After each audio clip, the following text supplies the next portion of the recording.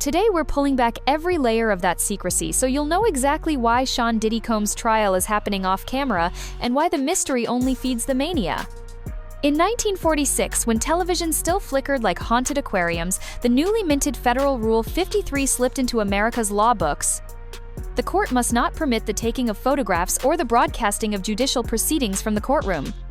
The wording was barely a sentence long, yet it slammed the door on cameras for every federal criminal case that would ever follow, whether it was a Soviet spy in 1951, a mob boss in 1970, or a rap billionaire in 2025. State courts went the opposite direction. By the time Johnny Depp and Amber Heard squared off in a small Virginia courthouse, 49 states let cameras roll. The Depp-Heard feed amassed 3.5 million peak concurrent viewers and 83.9 million watch hours on YouTube alone, dwarfing daytime television. Media lawyers crowed, "See? The sky doesn't fall when trials are televised."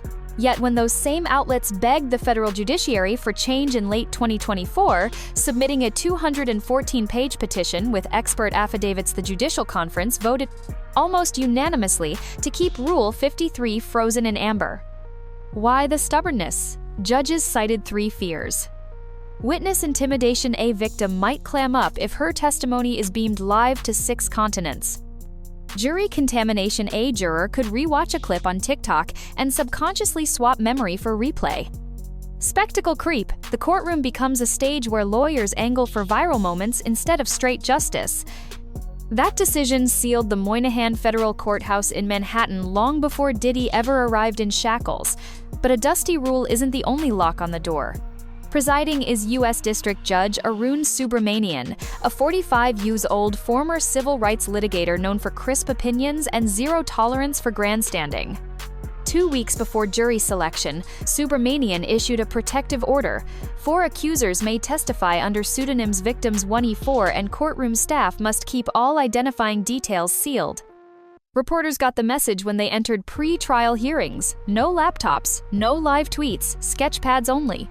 Even hallway whispers risk contempt. Subramanian also barred prosecutors from sprinkling the case with uncharged acts, violent episodes that never made the indictment unless lawyers clear each one in advance. Defense attorneys cried censorship, but the judge had precedent on his side.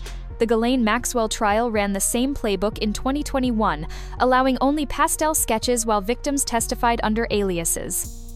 Protecting anonymity, Subramanian ruled, encourages frank testimony and prevents further harm. Translation: the court wants facts, not a reality television reunion. Still, privacy isn't the only reason cameras stay out. The hard drives in the evidence vault tell a more combustible story. Top of the list is the 2016 hotel hallway video that shows Combs kicking and dragging Cassie Ventura after a freaky off ended in chaos. Rolling Stone, CNN, and even TMZ ran blurred clips in 2024. Jurors will see the full, high-resolution version. Next comes the terabyte trove from Homeland Security raids in March 2024. 40-plus devices, 6 terabytes of footage, hundreds of encrypted files labeled faux draw. Agents say the stash includes days-long intercourse marathons, forced IV drip stations to keep participants awake, and an Amazon receipt for 1,000 bottles of baby oil.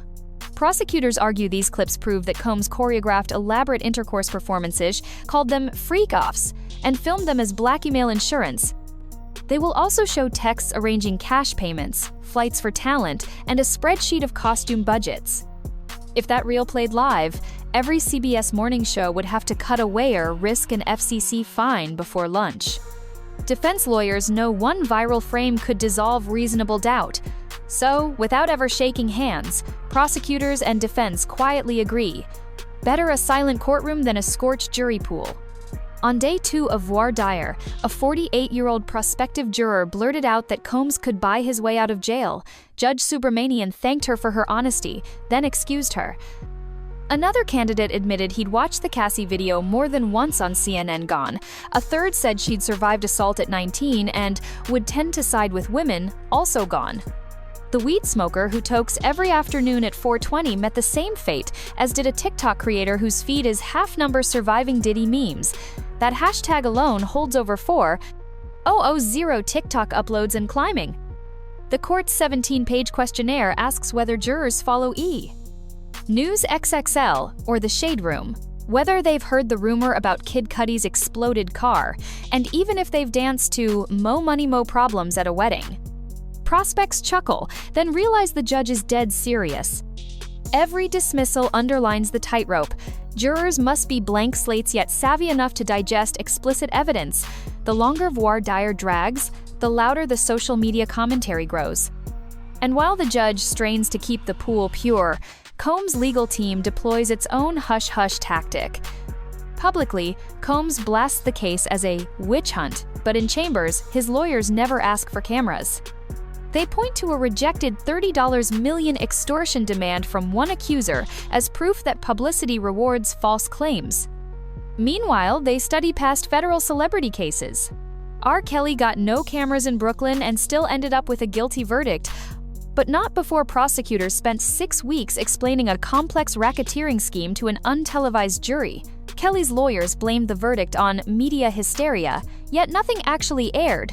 The defense believes that if jurors only hear the evidence once in a sterile courtroom, they may see shades of consent or at least contradictions between witnesses.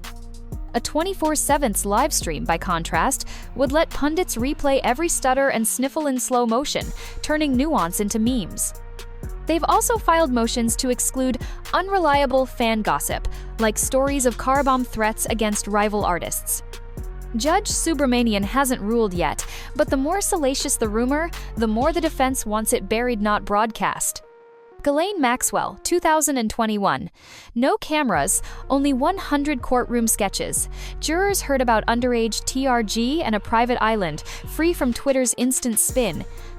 Result: guilty on 5 of 6 counts. R. Kelly, 2021. Same Brooklyn courthouse as Combs, same Rule 53 ban. 6 weeks, 40+ witnesses, 9 guilty counts.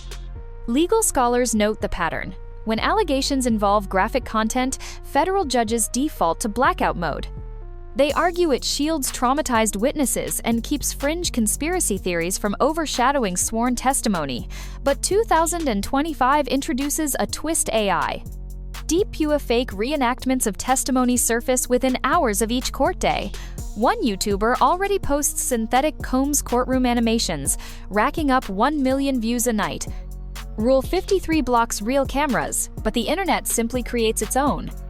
Agents who raided Combs' homes swept up not just drives, but also 3 AR-15 rifles with scratched-off serial numbers and a walk-in closet stacked with cash-bundled duffel bags.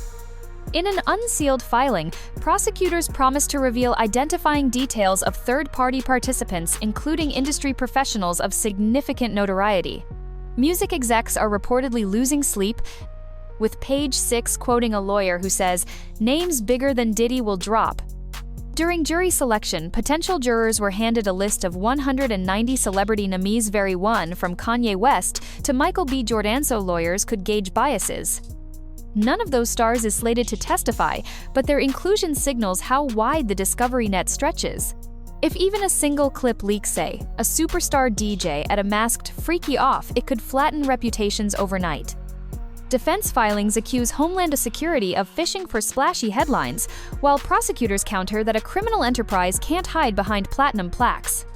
Somewhere inside those 6 TB might be nothing or the music industry's worst nightmare. So why no livestream? Because an ancient rule still rules, a modern judge prizes privacy over spectacle, and both sides fear that unfiltered video would nuke the jury before a single verdict form slides across the foreperson's desk. Yet secrecy breeds its own heat. Each sealed exhibit inspires a new rumor. Every dismissed juror sparks another hashtag. In the information age, the lack of real footage simply pushes the crowd to create its own via AI, reenactments, or raw conjecture.